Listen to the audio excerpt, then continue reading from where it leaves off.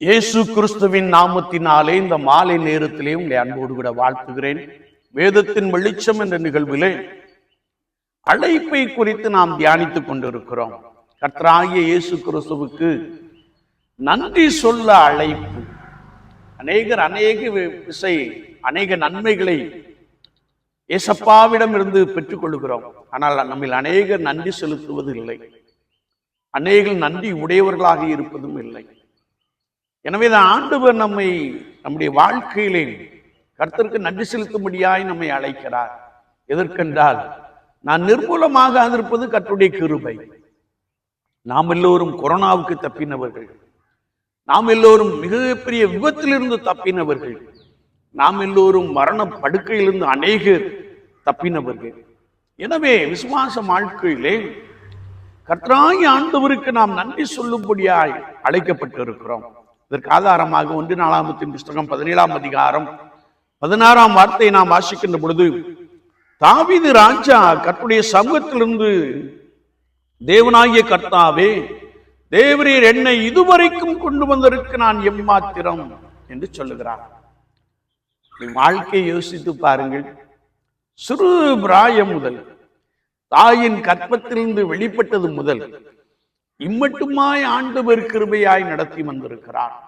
என்னை கேட்பீர்கள் என்றால், நான் 6ஆம் வகுப்பிலே மரித்திருக்க வேண்டும், 12ஆம் வகுப்பிலே மரித்திருக்க வேண்டும், இன்னும் அதே 12ஆம் வகுப்பிலே மிகப்பெரிய விபத்துக்குள்ளே சிக்கி நானும் இன்னொரு தம்பியும் மரித்திருக்க வேண்டும். அது மாத்திரமல்ல, என்னை மிகப்பெரிய ஒரு பலவீனம் தாக்கின பொழுது என்னோடு கூட இருந்த ஒரு முதியவர், அவருக்கும் அதே பலவீனம், அவர் மரித்து போனார். ஆனால் ஆண்டவர் கிருபையாய் என்னை இம்மட்டுமாய் வைத்திருக்கிறார். ஆண்டவர் இம்மட்டுமாய் நம்மை நடத்தி வருகிறார். நம்ம அநேகரை ஊழியத்தின் பாதையிலே பலவிதமான துன்பங்கள், பலவிதமான நெருக்கடிகள் காணப்பட்டாலும் கர்த்தர் தம்முடைய கிருபையினாலே நம்மை நடத்தி வந்திருக்கிறார். எனவேதான் தாவீது ராஜா சொல்லுகிறார், கர்த்தருடைய ஆலயத்திலிருந்து, கர்த்தருடைய சமூகத்திலிருந்து, கர்த்தாவே, தேவரீர் என்னை இதுவரைக்கும் கொண்டு வந்ததற்கு நான் எம்மாத்திரம் என்று ஆண்டவரை நோக்கி நன்றி சொல்லுகிற ஒரு வார்த்தையை நாம் வாசிக்க முடியும். தாவீது ஆட்டின் பின்னே சென்று கொண்ட ஒரு மனிதன்.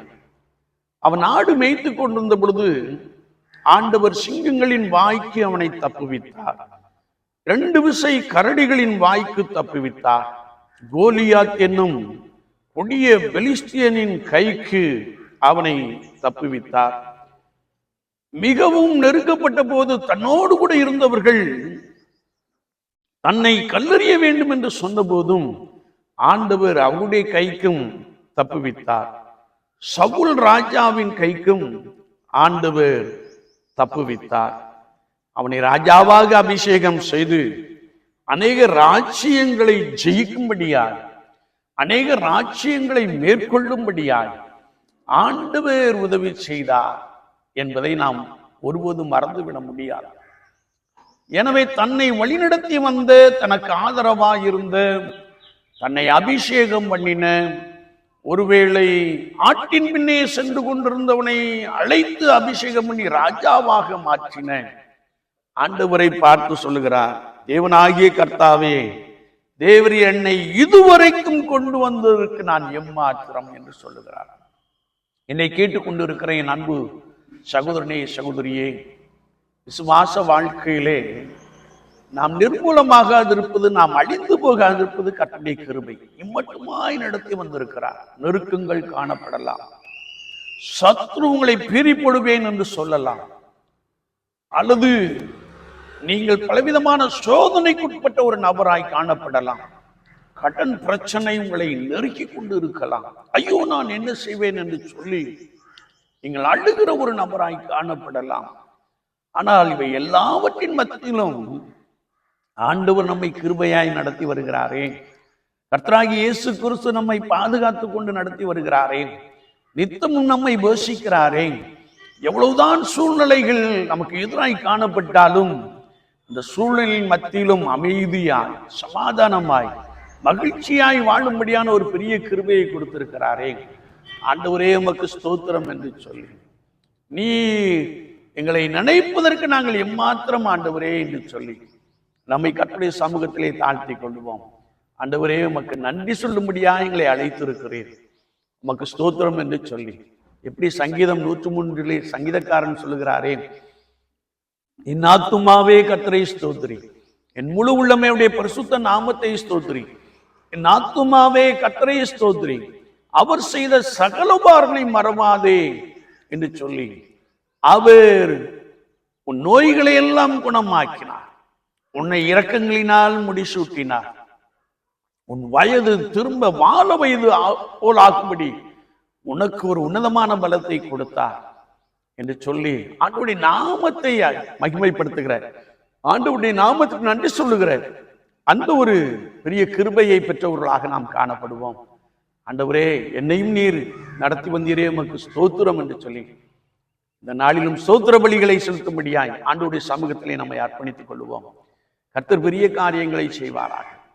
குறிப்பாக என்னுடைய சிறு வயது முதல், குறிப்பாக இந்த நாளிலே கிட்டத்தட்ட 63 ஆண்டுகள் ஆண்டவர் கிருபையாய் என்னை நடத்தி வந்திருக்கிறார்.